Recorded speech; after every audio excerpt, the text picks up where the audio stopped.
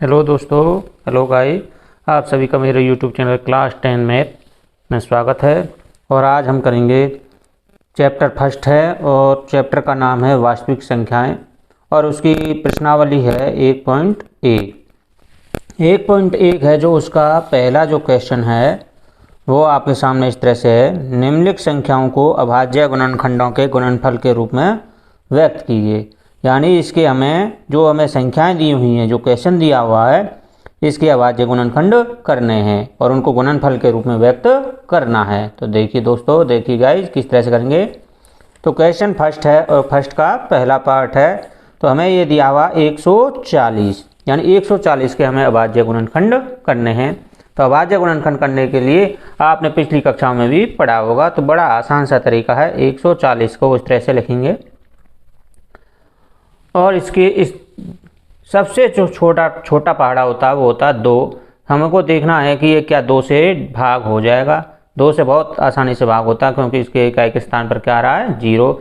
जिस संख्या में इकाई के स्थान पर 0, 2, 4, 6 और 8 के अंक हों तो वह संख्या 2 से भाग हो जाती है। तो सबसे छोटे पहाड़े से पहले भाग किया जाता है। तो सबसे छोटा पहाड़ा है 2, 2 से हो जाएगा 2 सत्ते 14 और ना जाने की 0। फिर इसको 2 से फिर 0 आ गया, फिर 2 से हो जाएगा ये 35 बार। अब ये 35 हो जाएगा 5 से 7 बार। आप यहाँ से करना चाहते हो 7 को 7 से डिवाइड करोगे तो कितना आ जाएगा, 1। अब हमें इसके अभाज्य गुणनखंड बताने हैं। तो 140 के जो अभाज्य गुणनखंड बने थे वो हम मल्टीप्लाई के रूप में, गुणा के रूप में लिख देंगे। 2 गुना में 2 गुना में 5 गुना में 7। इस एक को लिखना चाहते हैं तो लिख सकते हैं, अन्यथा यहीं पर छोड़ सकते हैं।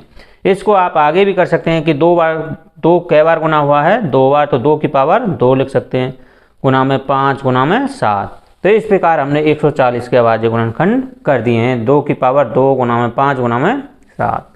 तो ये पहला पार्ट हो गया है। उसी के साथ अब हम करेंगे सेकंड पार्ट। सेकंड पार्ट है 156। 156 के भी हमें क्या करने हैं, अभाज्य गुणनखंड करने हैं। तो वही तरीका होगा, 156 को हम अभाज्य गुणनखंड विधि से करेंगे। तो देखिए दोस्तों, तो आपको ये पता होना चाहिए कि 156 2 से भाग होगा या नहीं। तो वो मैंने अपने पहले क्वेश्चन में भी बताया था और अब भी बता रहा हूँ कि इकाई के स्थान पर 0, 2, 4 या 6 या 8 के अंक हों तो वो 2 से भाग हो जाती है। तो ये 2 से डिवाइड हो जाएगा, 2 सत्ते 14, 1 बचेगा, 2 अट्ठे 16, फिर 2 से हो जाएगा, 2 तिया 6, 1 बचेगा, 2 नाम 18। ये 13 से 3 से हो जाएगा 13 बार और 13 को हम 13 से डिवाइड कर देंगे तो ये हो जाएगा 1 बार। तो 156 के जो हमें गुणनखंड बने हैं वो हम गुणा के रूप में लिखेंगे। 2 गुना में 2 गुना में 3 गुना में 13। और इसको एक को लिखना चाहते हैं तो लिख सकते हैं, कोई भी ज़रूरत नहीं है। तो देखिए गाइस, इसी प्रकार हम करेंगे क्वेश्चन फर्स्ट का थर्ड भाग। थर्ड भाग जो आपको दिया है वो दिया है 3825। इसके आपको अभाज्य गुणनखंड करने हैं। तो अभाज्य गुणनखंड करने के लिए वही तरीका है, 3825 को यहाँ पर लिखा जाएगा। इसके पीछे क्या है, 5, तो ये 5 से डिवाइड हो जाएगा। 5 से भाग करने का नियम यही है कि किसी संख्या के इकाई के स्थान पर 0 या 5 का अंक हो तो वह 5 से भाग हो जाती है। तो ये 5 से भाग हो जाएगा। 5 से करिए 5 सत्ते 35, 3 बचेंगे, 5 छिंग 30, 2 बचेंगे, फिर 50 25, फिर 5 से भाग कर दीजिए, 5 आ रहा है, 5 एकम 5, 2 बचेंगे, 50 25, 1 बचेगा, 5 तिया 15। अब देखिए ये 5 3 8 और 1 9, अंकों का जोड़ 9 है तो ये 3 से भाग हो जाता है। तो ये संख्या 3 से भाग हो जाएगी। 3 पंजे 15, 3 एकम 3, 5 और 1 6, फिर 3 से हो जाएगा, 3 एकम 3, 3 सत्ते 21। अब ये किसी से डिवाइड नहीं होता तो इस 17 को हम 17 से ही भाग करेंगे तो ये हो जाएगा। तो 3825 के हम जो गुणनखंड हमें मिले हैं, 5 गुना में 5 गुना में 3 गुना में 3 गुना में 17। तो यहाँ पर इसको हम पावर के रूप में, घात के रूप में भी लिख सकते हैं। 5 गुना में 5 तो 5 की पावर 2, 3 गुना में 3 है 3 की पावर 2 गुना में 17। इस तरह से भी हम इसको लिख सकते हैं। तो इस प्रकार ये क्वेश्चन फर्स्ट का भी थर्ड पार्ट हो गया है। अब हम करेंगे फोर्थ पार्ट। फोर्थ पार्ट है 5005। इसके जब हम फैक्टर करेंगे, अभाज्य गुणनखंड करने हैं, तो देखिए गाइस, अंकों का जोड़ करेंगे तो 10 है, 3 से डिवाइड नहीं होता और पीछे क्या आ रहा है, इकाई के स्थान पर 0 या 5, तो 5 से ही होगा। 5 एकम 5, ना जाने 0, ना जाने 0, 5 एकम 5। अब देखिए गाइस, ये किसी और से डिवाइड हो सकता है क्या? आप करके देखिए, 5 से नहीं होता। एक और एक 2 3 है, 3 से 2 होता जोड़, 3 से भी डिवाइड नहीं होता। 4 से तो ये होगा ही नहीं क्योंकि पीछे 0 नहीं आई हुई है। 6 से भी नहीं होगा। 7 से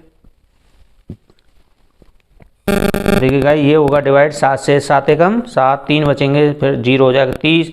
7 चौक 28, 2 बचेंगे, 7 तिया 21। फिर देखिए ये किससे भाग हो सकता है? 4 तिया 7 और 1 8। 8 से हो सकता है क्या? 7 से तो ये होगा ही नहीं, तो इसको यहीं पर छोड़ सकते हो आप। 13 से डिवाइड कर सकते हो।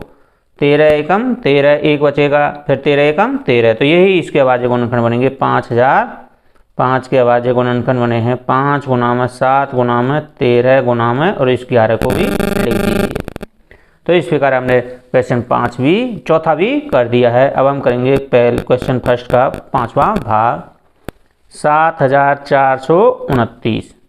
इसके भी हमें इसी प्रकार से अभाज्य गुणनखंड करने हैं। 7429 भाग करिए। 9 और 2 7, 7 9 और 2 11, 11 और 4 15, 15 और 7 22, 22 3 से भाग नहीं हो जाता होता, तो ये 3 से भाग नहीं होगा। ये होगा सीधा 17 से। 17 से आप इसको भाग करोगे तो ये जाएगा 437 बार। फिर 437 को भाग करना है 19 से, ये जाएगा 23 बार। और 23 को फिर भाग करना है 23 से ही, तो ये जाएगा 1 बार। तो 7429 के जो हमें फैक्टर मिले हैं वो है 17 गुना में 19 गुना में 23 गुना में 1 को लिख सकते हो, जरूरत भी नहीं है। तो इस प्रकार इसके अभाज्य गुणनखंड हो गए हैं। तो देखिए दोस्तों, हमने ये क्वेश्चन फर्स्ट पूरा कर दिया है। तो देखिए किस तरह से किया था। ये बड़ा आसान सा तरीका है अभाज्य गुणनखंड का। तो देखिए प्रश्नावली 1.1 चैप्टर फर्स्ट वास्तविक संख्याएं, और उसका क्वेश्चन पहला है। पहला इस तरह से हमने अभाज्य गुणनखंड किए हैं। तो देखते रहिए दोस्तों। देखिए गाइस,